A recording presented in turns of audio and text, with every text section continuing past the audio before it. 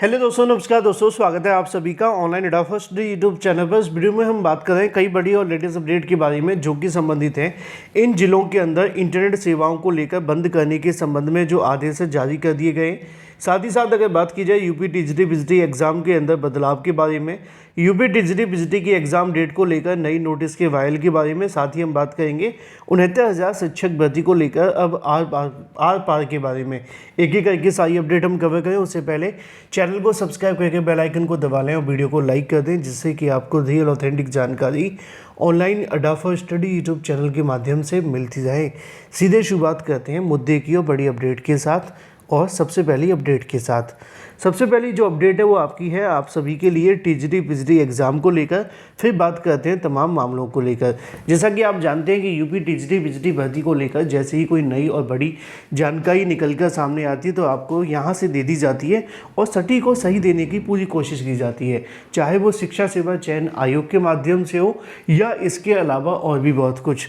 अब जैसा कि आप जानते हैं कि शिक्षा सेवा चयन आयोग की ओर से टीजीटी बिजली और असिस्टेंट प्रोफेसर दोनों भर्ती के संबंध में हाल ही में आप सभी को बताया गया था कि जो आपकी परीक्षा देखने के लिए मिलेगी, असिस्टेंट प्रोफेसर की भर्ती आपकी बताया गया था कि अप्रैल में आयोजित करनी है और टीजीटी बिजली 2022 की भर्ती परीक्षा को लेकर कहा गया था कि मई और जून में आयोजित करना है। इससे पहले शिक्षा सेवा चयन आयोग ने इन परीक्षाओं के लिए 2 बार बदलाव भी किया, पहले जनवरी और दिसंबर, उसके बाद में जाकर के आप सभी के लिए अप्रैल में आयोजित करने का विचार बनाया, लेकिन परीक्षा केंद्र नहीं मिले तो यहाँ पर परीक्षा तिथि बदल दी गई। अब एक बार फिर से शिक्षा सेवा चयन आयोग के माध्यम से आप सभी को मैंने बताया था कि 20 फरवरी तक आप सभी के परीक्षा केंद्रों को लेकर नोटिस जारी किया गया है और उसमें तमाम जिला अधिकारियों से उनके परीक्षा केंद्रों पर परीक्षा कराए जाने को लेकर सहमति पत्र मांगा गया था।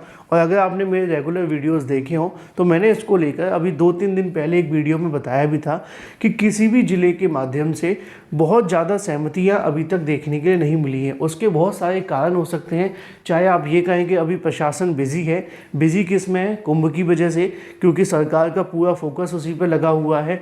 अभी बहुत सारी चीज़ें देखने के लिए मिल रही हैं। दिल्ली में जो हादसे हुए उसके बाद कहीं ना कहीं और ज़्यादा सतर्कता बरती जा रही है। अभी कुछ और दिन बचे हुए महाकुंभ के अंदर और सरकार नहीं चाहती कि किसी प्रकार की कोई भी कहीं ना कहीं अनियमितता देखने के लिए मिले। इस वजह से अव्यवस्था कह सकते हैं, इस वजह से कहीं ना कहीं उनका जो फोकस है इसी में लगा हुआ है। तो कोई भी जो कह सकते हैं जवाब है वो नहीं मिला है।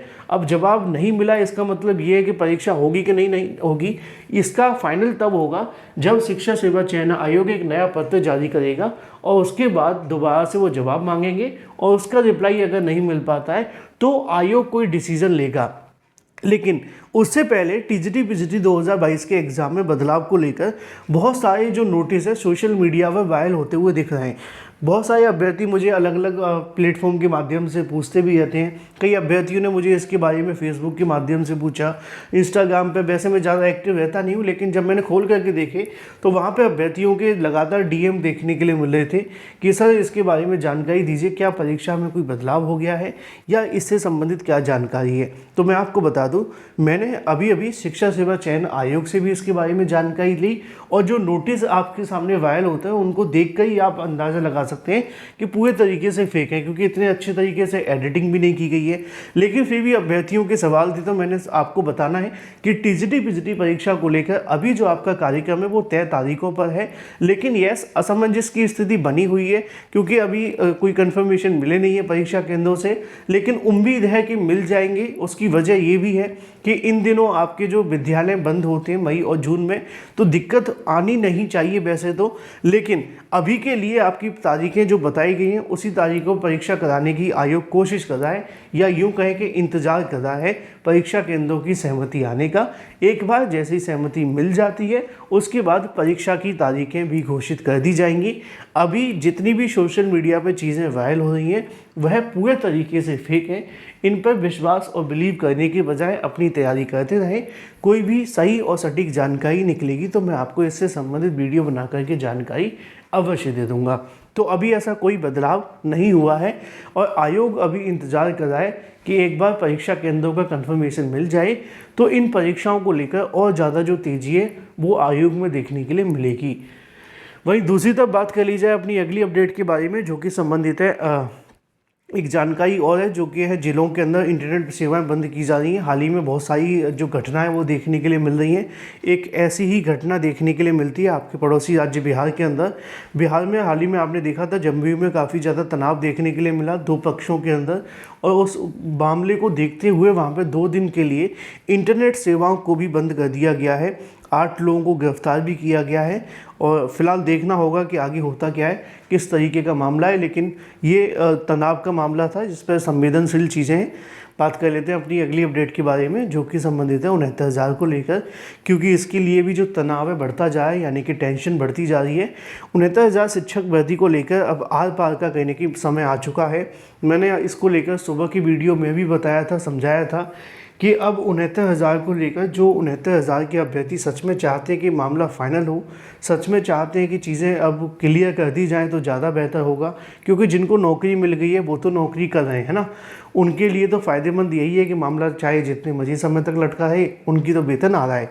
दिक्कत किसके लिए है? जो बाहर बैठे हुए हैं, जो नौकरी की आस लगा कर के बैठे हैं, क्योंकि पिछले 6 सालों से या 8 सालों से अभी तक वो डिसाइड नहीं कर पा रहे हैं कि हमारा कुछ होगा कि नहीं होगा। कभी लगता है कि बहुत कुछ हो जाएगा, कभी लगता है कुछ नहीं होगा। आपने देखा था जब 2020 में चयन सूची आई थी तो लगा कि कुछ हो जाएगा, फिर कुछ नहीं हुआ। विधानसभा चुनाव आए तो लगा कि चलो शायद अब तो नौकरी मिल ही जाएगी 6,800 को, लेकिन उसके बाद कुछ नहीं हुआ। सिंगल बेंच का आदेश आया तो लगा कि शायद कुछ होने की उम्मीद है, वहाँ पर भी मामला डब्बा गोल हो गया। डबल बेंच का आदेश लगाया तब तो लगा कि बिल्कुल ही हो जाएगा, है ना। डबल बेंच का आदेश आने के बाद फिर कुछ नहीं हुआ। अब मामला सुप्रीम कोर्ट में, जब से मामला सुप्रीम कोर्ट में, मामला ठंडे बस्ते में, क्योंकि सुनवाई नहीं हो पा रही है। सरकार कभी 1 महीने का समय मांग लेती है या फिर कोर्ट समय दे देती है। ऐसे केस में क्या हो सकता है? ऐसे केस में जो याचिकाकर्ता है या जो भी कहीं ना कहीं पक्षकार है वो चाहे तो इस मामले को जल्द से जल्द कहीं ना कहीं लिस्टेड करवा के अपने अधिवक्ताओं को भेज करके सुनवाई कराने की मांग कर सकते हैं, नोटिस लगा सकते हैं बार बार सरकार क्यों नहीं सुनवाई कर रही है, कोर्ट क्यों नहीं समय दे रही है, क्या वजह है। तो ऐसा करने से क्या होगा कि मामला जल्दी से जल्दी फाइनल हो जाएगा। अदरवाइज़ तो आप जानते हैं कि इंतज़ार अगर हम करेंगे तो इंतज़ार कभी ख़त्म होगा नहीं और मामला ठंडे बस्ते में पड़ा रहेगा। तो ये सही समय है कि जब अभ्यर्थी एकजुट होकर के इस मामले को फाइनल करा लें। अदरवाइज़ नहीं तो आप जानते हैं कि एक बार फिर से अगर सुनवाई की तारीखें लंबी लगने लग गई तो फिर कुछ नहीं होगा, क्योंकि ये सबसे छोटी तारीख है जो 1 सप्ताह बाद लगी है अभी तक, और लगी नहीं है, लगवाई गई है। मैंने सुबह वीडियो में बताया था कि अभ्यर्थियों ने इस मामले को लेकर अपनी ओर से एप्लीकेशन दी और एप्लीकेशन दे करके मामले की सुनवाई जल्द कराने की मांग की। कोर्ट ने स्वीकार कर ली। अब कोर्ट सुनवाई करेगी कि नहीं करेगी ये डिपेंड करेगा अभ्यर्थियों के ऊपर या सरकार के जवाब के ऊपर। सरकार जवाब देती है कि नहीं देती है। अगर नहीं देते हैं तो जल्दी से जल्दी फिर से लिस्टेड कराना पड़ेगा, तभी कुछ होगा। अदरवाइज़ अगर दोनों पक्षकार साइड से बैठे रहेंगे तो मामला खींचेगा, कुछ भी नहीं होगा। होगा क्या वो आप जानते हैं, collection. Thank you for watching this video.